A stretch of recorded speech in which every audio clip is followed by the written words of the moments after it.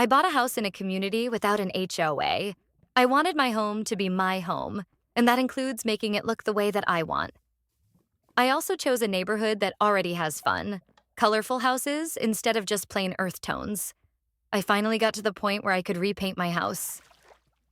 I picked a soft, peachy color with sage, blue, and soft and dark pink accents. Fun and colorful without being too out there. I think if you Google Cooler's Blue Sage Peach, you'll see a similar palette. My neighbor Paul hates it and has been complaining since we started the project.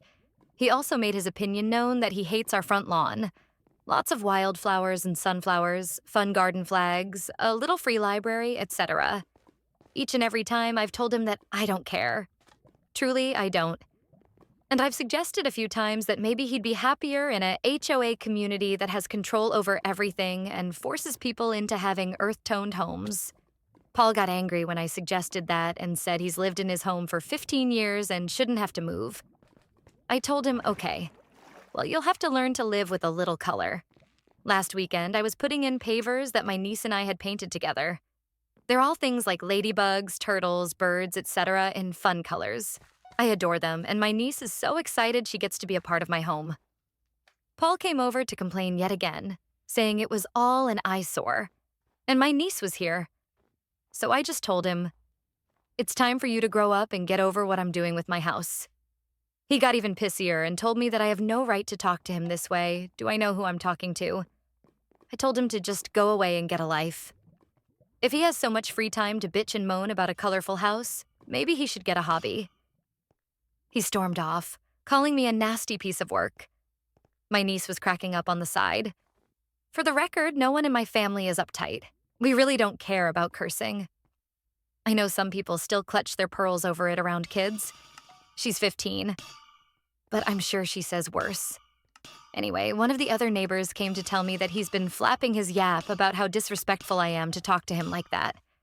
She told me that she knows he's a pain, but that he has been in the neighborhood forever and it's worth being nice to him. I don't know. Is telling him to get a life that big of a deal? 22 female. Used to date my boyfriend. 23 male. The relationship was great at first. We would talk every day and go on dates a lot and so on. The first red flag I should have noticed was on the day he asked me to be his girlfriend. He got a call from his girl best friend, who we will call Emma. She started complaining that he didn't call her that day, and he instantly started apologizing and completely blanked me for 5 minutes. At the time, I found it a bit odd, but didn't think much of it. I soon found out she is oddly obsessive over my ex and would always complain about how he wasn't spending enough time with her. A couple months went by with these calls becoming more and more frequent, and one day I got a text from him saying he was working late and he might just visit Emma as she lives close by. For context, she lives about a 2-minute walk from the hospital at where he works. He said that I shouldn't expect him to come home anytime soon. A couple days went by and I assumed they hooked up multiple times. I was heartbroken. However, yesterday he rang my doorbell saying he didn't have any place to stay, in which I promptly replied no and shut the door in his face. Am I the a-hole for throwing my ex out after he cheated on me? My girlfriend's ultimate betrayal. So, yeah, I need to get this off my chest. Been with my girl for 3 years and was legit saving for a ring and everything.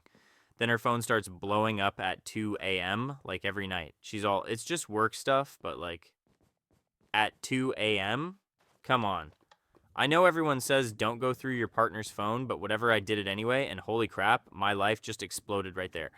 Wasn't just one dude, 4 different guys. All these separate convos with pics I never want to see again, them planning hookups, and worst part, they were all joking about me. One was literally my best friend since we were kids. Another was her boss, classic, our freaking neighbor from down the hall, and that gay friend she was always hanging out with who, surprise, surprise, wasn't actually gay. This had been going on for like 8 months while I'm working double shifts to save for our future and stuff.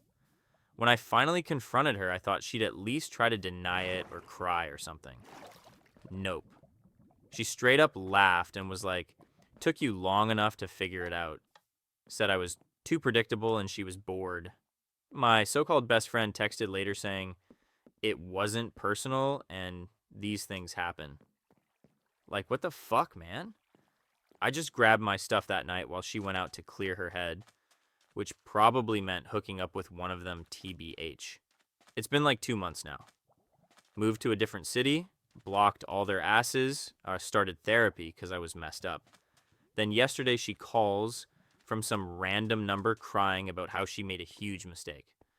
Turns out boss dude fired her after getting what he wanted, neighbor moved away, my ex-friend got busted by his girlfriend, and the gay friend ghosted her once he got bored. She had the nerve to ask if we could work things out. I just laughed and hung up. Some things you just can't fix, and finding out your girlfriend's been living a whole secret life with 4 other dudes, yeah, that's definitely one of them.